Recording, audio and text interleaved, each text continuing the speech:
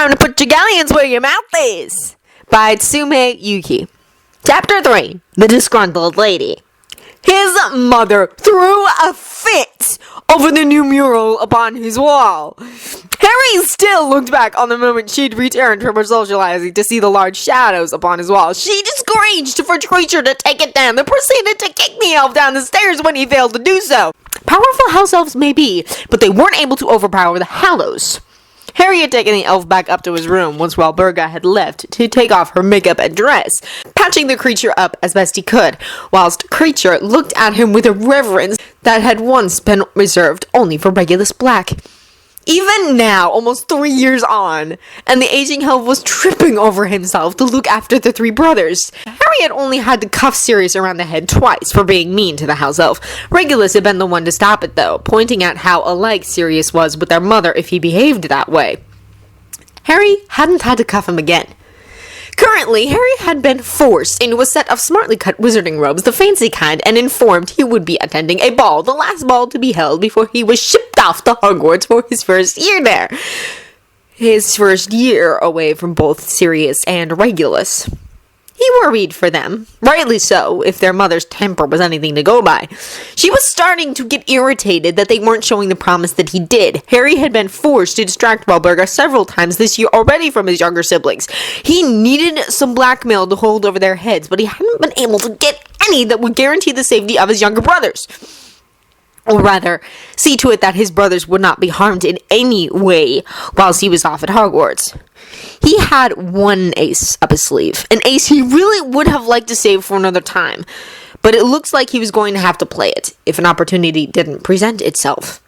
Kneeling down before Sirius and Regulus, who were both sat on the floor in his room playing about with the magical creature figurines he'd made them for Christmas, Harry gave a weary smile. Plain ace. I don't need to deal with mother's temper after going out to socialize. He spat the last word like it was a curse. The two younger Blacks grinning at his words. We'll be good, Turais. Promise. Nodding, Harry stood up, turning on his heels and approaching the hallway where Orion waited. Looking at his mother, Harry offered up his best smile, giving a polite incline of his head. Well, I guess I'm ready. Congratulations, Arcturus. I must say I am quite envious, as is every other lord here, no doubt about it. Internally frowning, Arcturus gave a slight nod of his head at the words, trying fruitlessly to figure out just what in Merlin's good name Lord Not was going on about. There were plenty of things that all the other lords could be jealous over, but for the life of him he could not recall anything that had happened since the last ball that would see the House of Black becoming the envy of the nation. Again. Clearly, he kept his confusion from his face, for Lord Not let out a wishful sigh, eyes sliding over to the substantial crowd on the other side of the ballroom. In fact, that crowd had grown from what he believed to be a gathering of little heirs to include a vast majority of the lords and ladies of the ball. His son and Walburga seemed to be as left out of the loop as he was, for they were looking over at the herd of purebloods with puzzled expressions. I'll admit, Lord Not continued, gathering Arcturus's attention again, slowly joining him in his walk to the crowd as Arcturus became more determined to find out what was going on. I was a bit cautious when I learned your son had married his second cousin, cutting it a little close, some said. And even when you reported that the heir had had a little burst of magic upon his birth, I admit I took it with a grain of salt. Didn't really believe it. But well, I can see why you've not allowed the boy to come to any gatherings till he had a wand.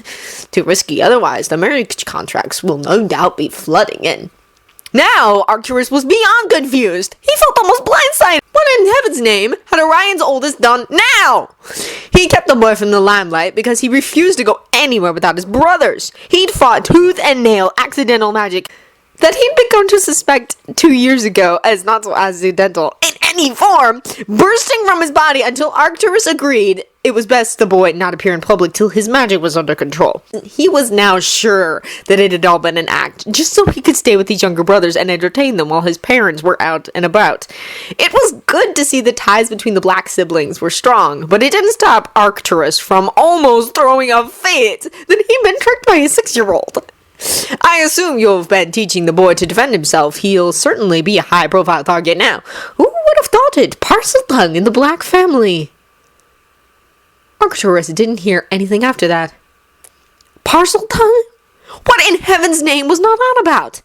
He got his answer when the crowd parted, showing him exactly what was going on. His son's heir, the first of his grandchildren to be born, was stood talking to the Parkinson heir and the young Crouch lad, both of whom looked awestruck. If you remember correctly, the Crouch boy was a year younger than Regulus. He couldn't be older than 6. The Parkinson heir a year older than Turais. Though what really caught Arcturus' attention was the large snake wrapped around the shoulders of his young heir. He was unsure of what terrified him more, the thought of the huge snake suffocating the black heir, or when his own flesh and blood turned to the snake and began hissing to it. What did she say? Parkinson, the heir of the household they were currently in, was staring at Turais with huge eyes, looking back and forth between the snake. He wasn't the only one. Arcturus couldn't summon the will to make his legs move forward towards his heir. He was stuck, still trying to absorb the knowledge before him. His son's heir, the heir to the House of Black, was a Parselmouth. She's displeased with the name you gave her. She's gone by Lady well before she came into your home, and she wants some live food. Apparently it's not the same if there's no struggle. And then the boy ran his fingers along the snake's jawline, who butted her hand against the digits. Arcturus forced himself not to react when the boy began hissing again. It was best to act like this was all old news to him, even if he could see Orion on the other side of the circle, struggling to hide his surprise just as much as he was. Turais! The boy's head snapped up from where he'd been conversing with the snake, a pleasant smile forming upon his lips when he realized who was addressing him. He spoke to the snake, Lady, who managed to look quite dejected as she slithered back to Parkinson, no doubt her owner. Grandfather! Turais dipped his head, but Arcturus could see the sparkled amusement in his eyes. The boy had planned this, to reveal he had this talent in such a fashion it could not be hushed up. That, alongside his impressive control of magic, it'd be what he was recognized for outside the House of Black. Arcturus was beyond pleased that the boy held such a significant talent, though where it had come from he had no idea. However, he was pretty sure the boy was going to pull something the second he got home. He just had that look in his eyes. I think that's enough of a show tonight. The House of Black will be leaving in half an hour. Say your goodbyes. Turais nodded, stalking off with grace, no doubt to inform the rest of the family they were leaving shortly. Arcturus watched him go, weary. He'd underestimated the boy once before. He wasn't about to do it again. Ears pressed to the wooden door of Turais' room, Sirius and Regulus shared a look, a promise to remain silent so that they'd be able to hear the entire conversation that was happening beneath their feet. Their mother had returned home from the ball first, furious. She'd ordered Creature to keep them in Turais' room and said nothing about eavesdropping. The house elf that Turais treated so well had agreed to amplify what was happening on the other side of the door. Sirius could see why his brother was so nice to him now. House elves were useful little creatures once you had their loyalty. How dare you not inform us of such a talent! What possessed you to showcase something so delicate where everyone could overhear? Turais was apparently in big trouble. Their father rarely, if ever, raised his voice to any of his sons. Sirius wasn't blind. Turais Black loved his sons far more than his wife did. Turais seemed to hold a special place in his heart, though, even if the man did his best not to show it. So if their father was really shouting at Turais, he had to be in huge trouble. Because now I have leverage. The smooth, calm voice of their brother flowed through the door, the word only reaching them thanks to Creature's charm work. So if you try to force Sirius and Regulus into believing in the Death Eaters and their cause, I'll go straight to Gryffindor. You will what? Imagine a Parselmouth in Gryffindor. How anti-Slytherin he must be to not end up in the house known for this gift. The sound of flesh meeting flesh saw to it that both Sirius and Regulus jumped, sharing a worried glance but knowing better than to try and leave the room. Creature had been forced to cast a locking charm by their mother, told to not allow them to leave. She never said anything about being overheard, though even after what sounded suspiciously like a slap, a vicious slap, Turais' voice was calm. And if you hurt them, I'll leave the House of Black. There was silence now, as if their parents and whoever else was down there were trying to figure out just what in the name of Salazar Turais had just said. Yet their brother continued, unaffected. Can you picture the faces of your fellow lords? How bad must the House of Black be to run off an heir, a Parselmouth heir? I wouldn't have to worry. No doubt any family will accept me if I wed their daughter, simply for the gift I would bring. They'd risk a feud with the House of Black for a Parselmouth. Sirius swallowed heavily, clenching his fingers until the neatly cut nails dug into the tender flesh of his palm. Turais really wouldn't leave. He'd promised to be there for them. He wouldn't. Their mother seemed to have recovered from her shock. Crucio! Sirius didn't know the spell, but it had to be beyond painful. Turais had never screamed like that before. Regulus let out a cry beside him, but he could hear their grandfather Arcturus over the scream. Stop! Turais' screams stopped, and Sirius hugged his younger brother close, not daring to breathe in case he missed anything of importance. You stupid girl! Can't you see that's exactly how he wanted you to respond? Turais.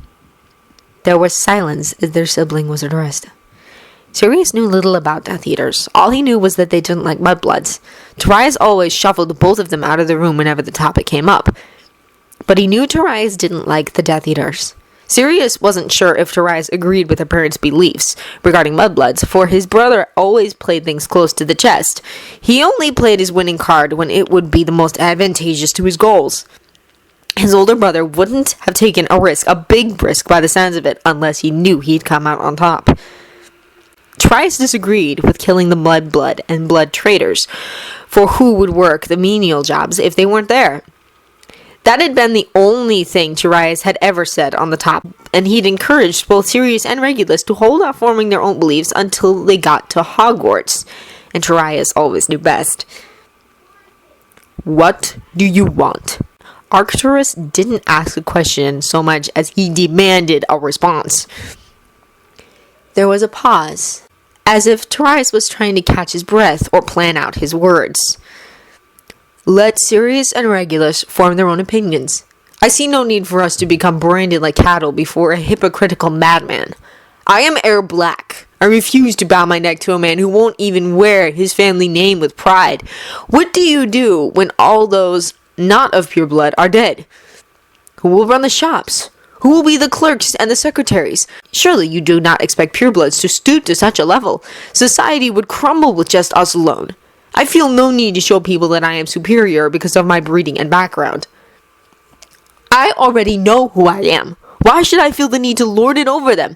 If you state that they are beneath us, why do you spend so much time on them, even if it is just to belittle them? I don't need to put anyone down and make myself feel as if I am their better. I already know I am a powerful wizard. I know no one will beat me unless I allow it to happen. I don't have time for such a thing. I am better than that. Sirius and Regulus deserve better than to have their lives dictated for them, be it by a madman or their family. And I refuse to stand aside when I can do something, even if I must stand against my own family. So be it. There was dead silence, which was, of course, broken again by their mother. The sound of another slap arrived just before her screeching voice. How dare you! You, Walburga! Be quiet! Arcturus had never sounded so stern, and Sirius couldn't picture the older man's face at this moment in time. Turais, you have given me a lot to think about. Go to your room. I will expect you at my manor by lunch tomorrow. Do not be late. Yes, grandfather. There was the sound of someone climbing the stairs. It had to be Turais, because he was the lightest on his feet out of all of their family. They wouldn't hear him if not for the trick squeak on the 7th step. Turais opened the door, closing it almost instantly behind him. The black hair that was usually tied back in a low ponytail or messy top knot had come undone, falling around his face. Sirius and Regulus, who'd scrambled back to the bed once Turais had been sent away, cautiously approached their older brother when he sat down beside them. Sirius was the one who brushed the hair away from his face, revealing the dual handprints that rested upon Turais' left cheek. Their mother's handiwork. Turais' frame was also trembling. no doubt from whatever curse he'd been hit with earlier. It had made him scream. Turais hadn't even cried when Sirius had jumped on him and accidentally broke his arm. He'd told their parents he tripped down the stairs unused to his new robes. Sirius didn't want to know whatever curse had made Turais scream. Turais? Regulus had shuffled forward now, his 7-year-old form hesitant to touch their older brother. Turais let out a long sigh through his nose before capturing them both in a hug, one arm around each of them. I'm okay. You will write to me every day I'm in Hogwarts. I don't care if it's just to tell me what you had for dinner. And if Mother dares to hurt you, you remember the looky-talky mirrors we play with? Sirius nodded. They'd been a present from Uncle Alphard, something the man had charmed personally. 3 mirrors connected to one another, and when they asked for a brother, the mirror belonging to said brother would heat and vibrate. They were a favorite present amongst the 3 of them. I'll be taking mine with me. You call me the instant it happens, and I don't care what it takes, I will come and get you. Sirius nodded, burying his forehead into the crook of Turais' neck, Regulus copying his movement. Their family might not be right. Their father strict and unused to showing them the love he felt. Their mother far too stern and free with her wand, putting the house before her sons. But Sirius didn't care about all that. The unconditional love that Turais showed both him and Regulus was more than enough. Sirius would never trade his brother for the world.